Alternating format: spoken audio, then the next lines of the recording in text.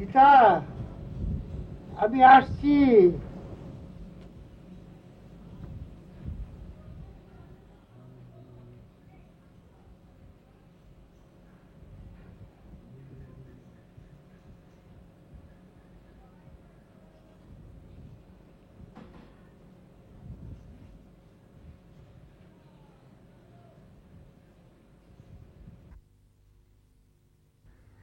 আমি চাই কথাগুলোকে পায়ের ওপর দাঁড় করাতে। আমি চাই যেন চোখ ফোটে প্রত্যেকটি ছায়া।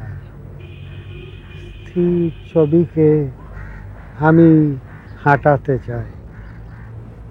আমাকে কেউ কবি বলুক, আমি চাই না। কাঁধে কাঁধ মিলিয়ে জীবনের শেষ দিন পর্যন্ত যেন আমি হেঁটে যাই। আমি যেন আমার কলমটা ট্র্যাক্টরের পাশে নামিয়ে রেখে বলতে পারি, এই আমার ছুটি, ভাই আমাকে একটু আগুন দাও।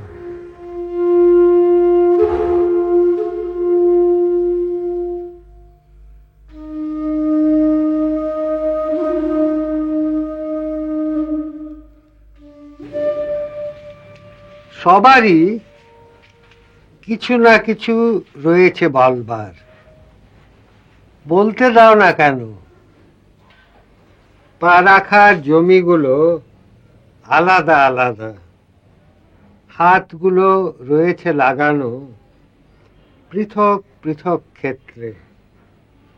এক একজন এক এক নজরে ভূত ভবিষ্যৎ দেখে, নিজের ভাষায় কিছু বলতে চায়, কেন দাও বাধা? কেউ বৃদ্ধ, কেউ বধূ, কেউ ওস্তাগর, কেউ নিতান্ত নবিশ। রাম শ্যাম যদু মধু হরে দরে, কেউ বা 19, কেউ 20। সন্ধে প্রদীপ দেয় কেউ নত জানু হয়ে, যখন মগরেব। কি এমন লাট সাহেব, তুমি চাও সবাইকে ধমকে থামাতে?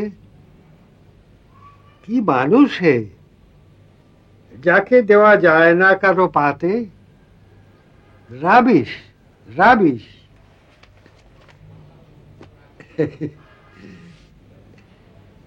যা বলে আসছি লিখে যাচ্ছি।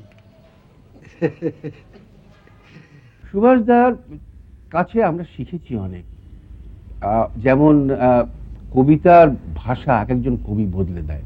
যেমন সচরাচর সবাই বলে যে জীবনানন্দ দাশ রবীন্দ্রনাথের পরে কবিতার ভাষা বদলে দিয়েছেন। সুভাষদাও কিন্তু এক হিসেবে একটা নতুন ভাষা তৈরি করেছেন। এরকম একেবারে স্বচ্ছ, একেবারে মুখের কথার মতো শব্দ দিয়ে কবিতা রচনা করা, অথচ তার রসোত্তীর্ণ হওয়া অত্যন্ত শক্ত ব্যাপার, এবং সুভাষদা সেটা আগাগোড়া করে এসছেন।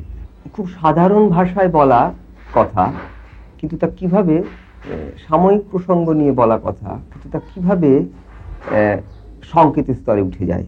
একটা ছোট উদাহরণ দিই। বাঁধা রাস্তায় পেটো চমকাতে চমকাতে আমরা হাঁক দিই, আমাদের আওয়াজে বাসুকি নড়ে উঠুক।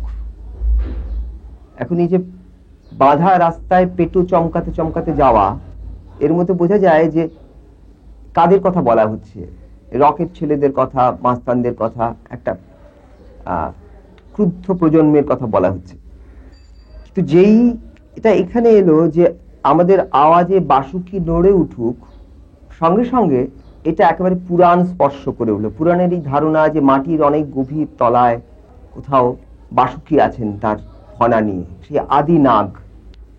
এই যে এক মুহূর্তে পুরাণ এবং রহস্যের কল্পনাকে এটা ছুলো, তাতে হলো কি, বাসুকি নড়ে উঠলে একই সঙ্গে যেমন পৃথিবী টলমল করবে, তেমনি এরাও, এই ক্ষুধিত প্রজন্ম, এই সময়ের যে বাঁধা রাস্তা তাকে পাল্টাতে চাইছে।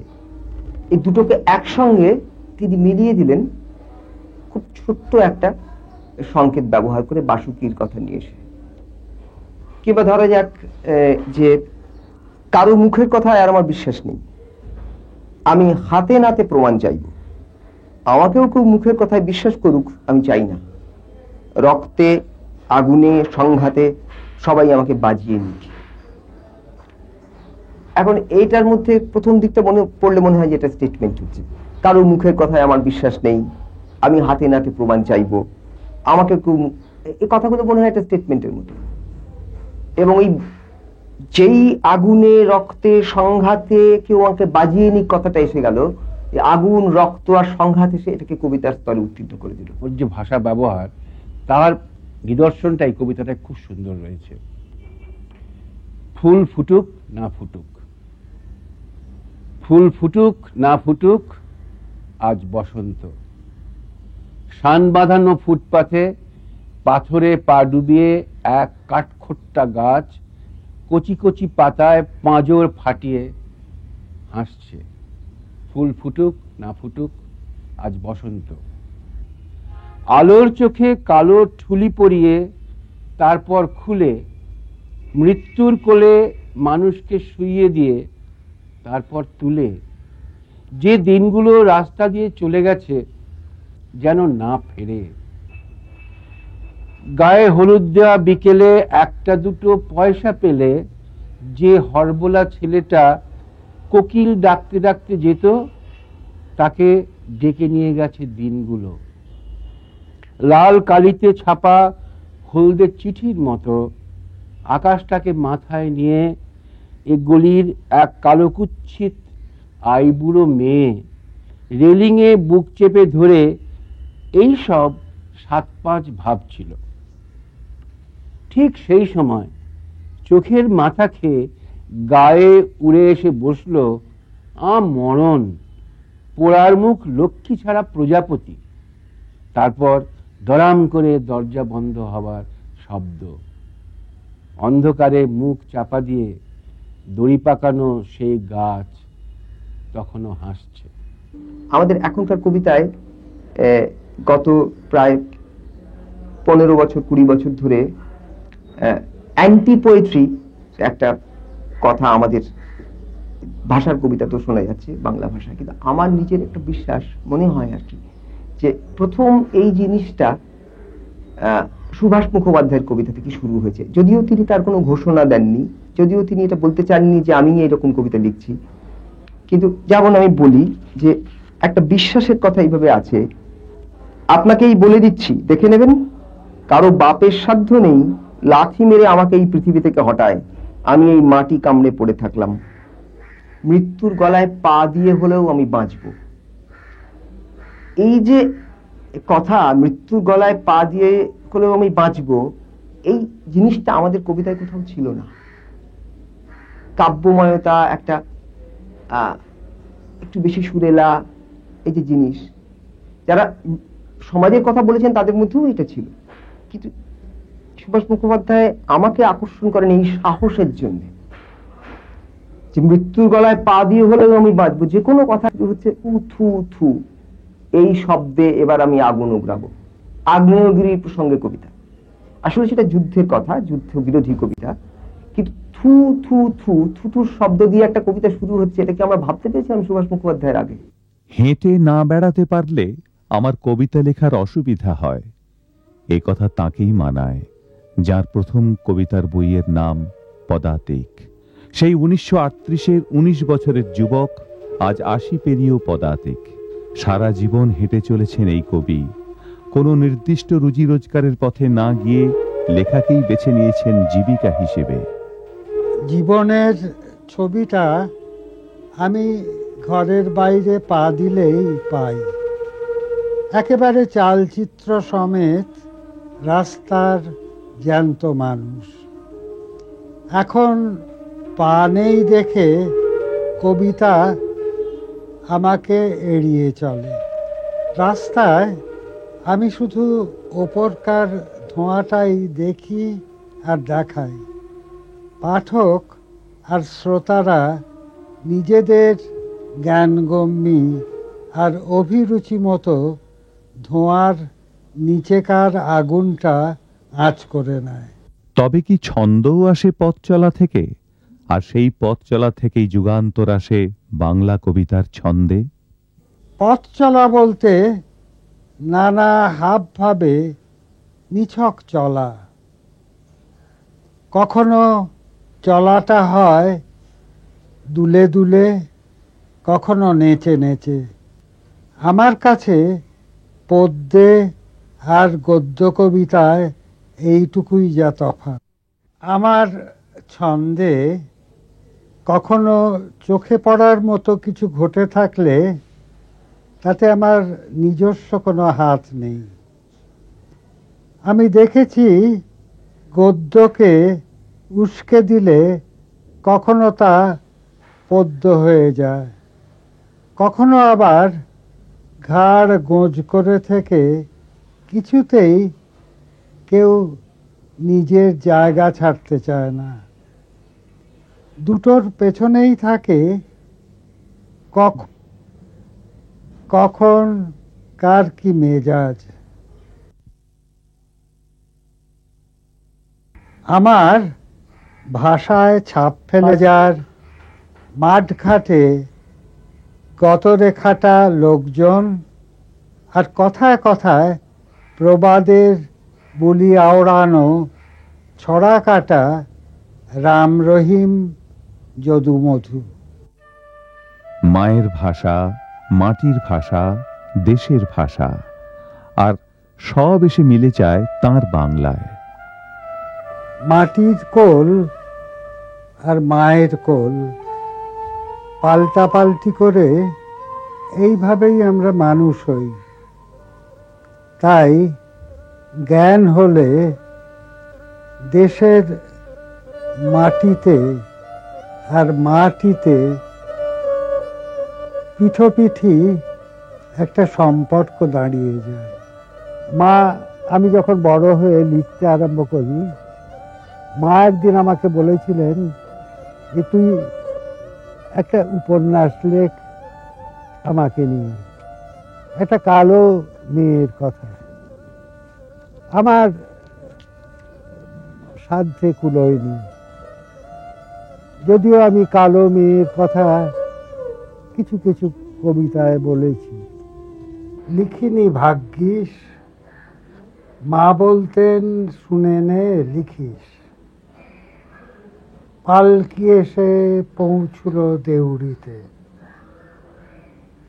সে পেয়েছে শিবতুল্য বর, বুকের ভেতর করে আনা আশা তার মেলে দেবে ডানা।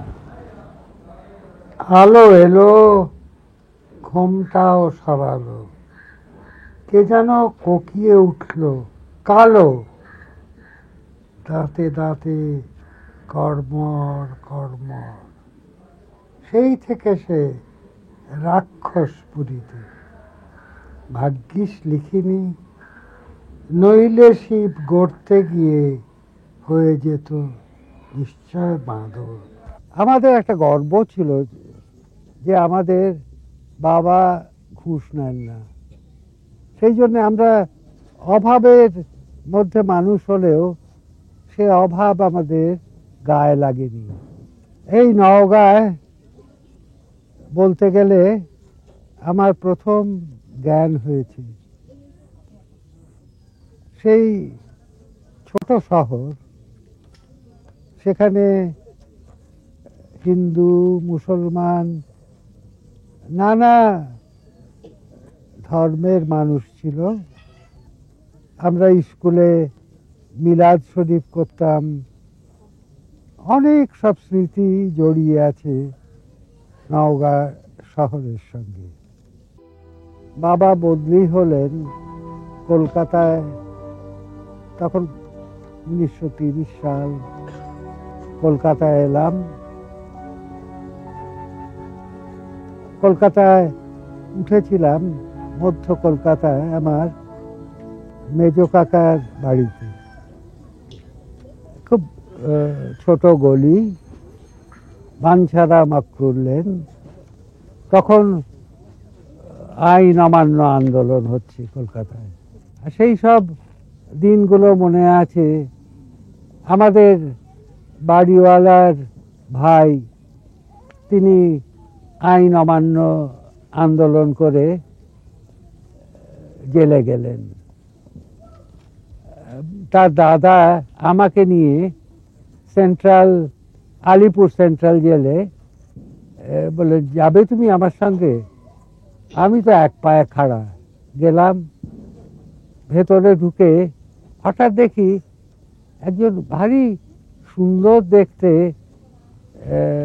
লোক, টকটক করছে গায়ের রং, তিনি দাঁড়িয়ে নতুন যারা জেলে আসছে তাদের সব পিঠে হাত বুলিয়ে ভরসা দিচ্ছেন। আমাকে একজন বলল, তুমি চেনো ওকে? আমি বললাম না। উনি সুভাষচন্দ্র বসু। সেই আমি জীবনে প্রথম সুভাষ বোসকে দেখি জেলের মধ্যে। যাই হোক, তারপর আবার আমাদের বাড়ি বদলাতে হলো, কেননা তখন 1930 সালের যে অর্থনৈতিক সংকট সারা দুনিয়ায় চলছিল, তার ধাক্কা এসে লাগলো। বাবার মাইনে কাটা গেল। তখন আমরা কম ভাড়ায় দক্ষিণ কলকাতায় চলে এলাম। 1.5 খানা ঘর, আর বাড়ির সব মেয়েরা এবং বাচ্চারা তাদের দেশের বাড়িতে পাঠিয়ে দেওয়া হলো। সেই সময় একদিন পাশের বাড়ির নারায়ণদা ছিলেন, তিনি বললেন যে, তুমি তো খুব বই পড়ো দেখি।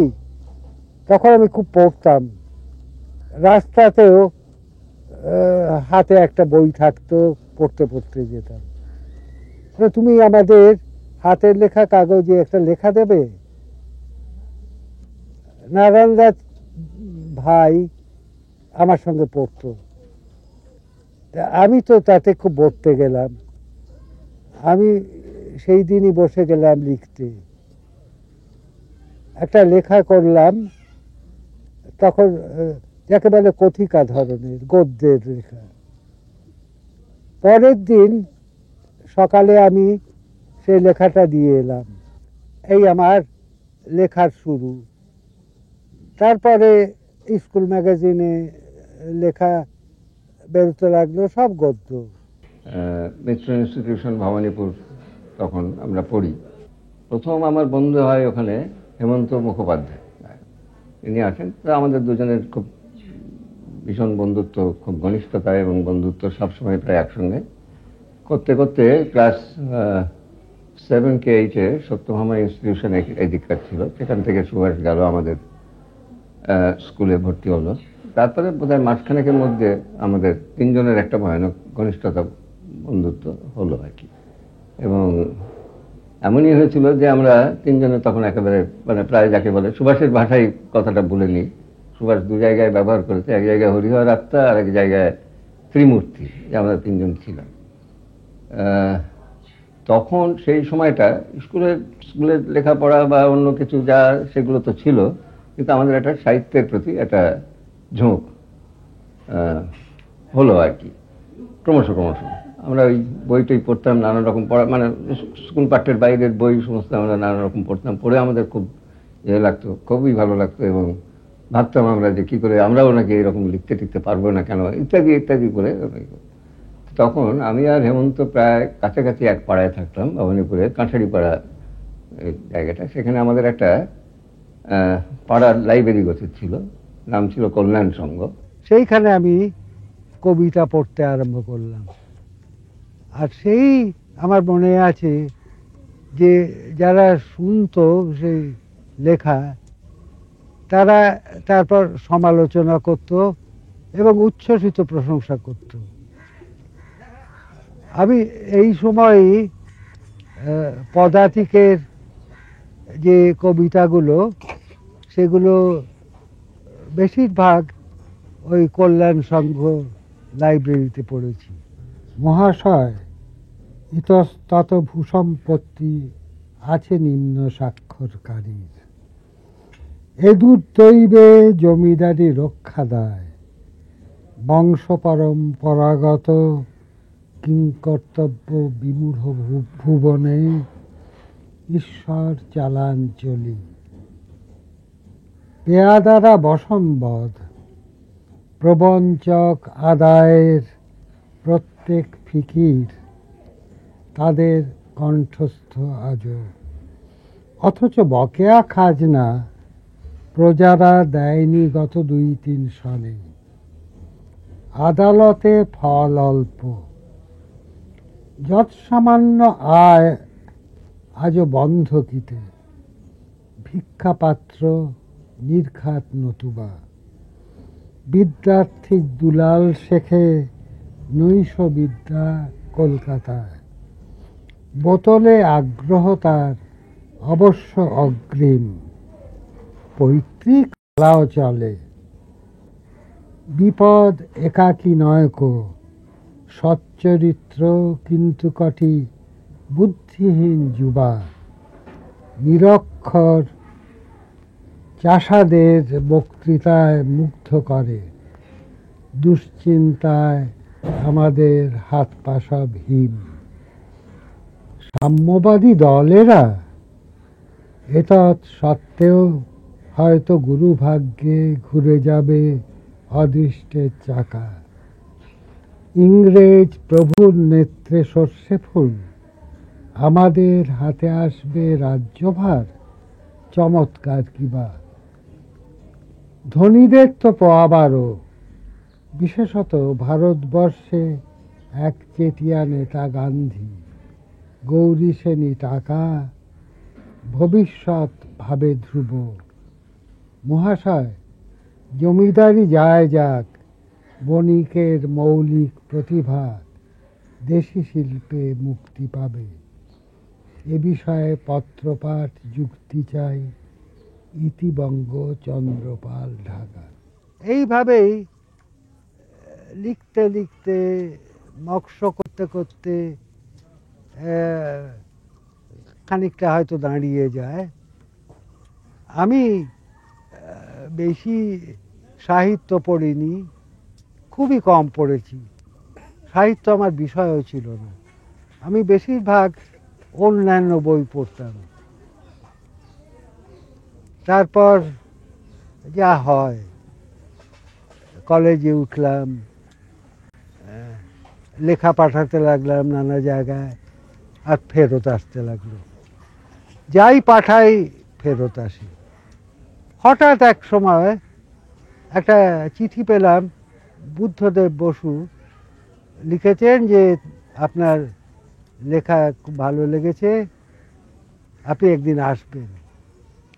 তারপর দেখি বিভিন্ন কাগজে আমার লেখা মনোনীত হচ্ছে একই সময়। যখন পরে কমিউনিস্ট পার্টিতে যোগ দিয়েছি, শ্রমিক আন্দোলন করেছি, তখন আমার পদাতিক বেরিয়ে গিয়েছে এবং বেশ নামও হয়েছে। কিন্তু আমি লেখা ছেড়ে দিলাম, দিয়ে ছাত্র আন্দোলন করি, ডকের শ্রমিকদের মধ্যে কাজ করি। তখন আমরা সোশ্যালিজমের স্বপ্ন দেখছি। তো তখন আমাদের সামনে প্রধান যে সমস্যা ছিল, আমরা তখনও পরাধীন, কাজেই ব্রিটিশের বিরুদ্ধে লড়াই চলছে। তার মধ্যে 39 সালের যুদ্ধ আরম্ভ হলো, আর সে জাপানি আক্রমণের সম্ভাবনা এসে গেল। তো আমরা একটা সাংস্কৃতিক আন্দোলনের মধ্যে দিয়ে এই রাজনৈতিক আন্দোলনটাকে এগিয়ে নিয়ে যাওয়ার চেষ্টা করছিলাম। তো সেখানে সুভাষ আমাদের সামনে একটা মস্ত বড় একটা সুযোগ করে দিল, সে একটা মস্ত বড় হাতিয়ার তুলে দিল। কারণ তার কবিতার মধ্যে সাম্রাজ্যবাদ বিরোধী এবং তখনকার দিনে জাপানের যে আক্রমণ হচ্ছে তার বিরুদ্ধে যে সমস্ত খুব জ্বালাময়ী কবিতা, সেটা আমাদের হাতে একটা হাতিয়ার তুলে দিল। আমরা বজ্র কণ্ঠে তুলো আওয়াজ, রূপবদস্যু দলকে আজ, এরকম ধরনের কবিতা দিয়ে আমরা আমাদের আন্দোলনটাকে এগিয়ে নিয়ে যাচ্ছিলাম।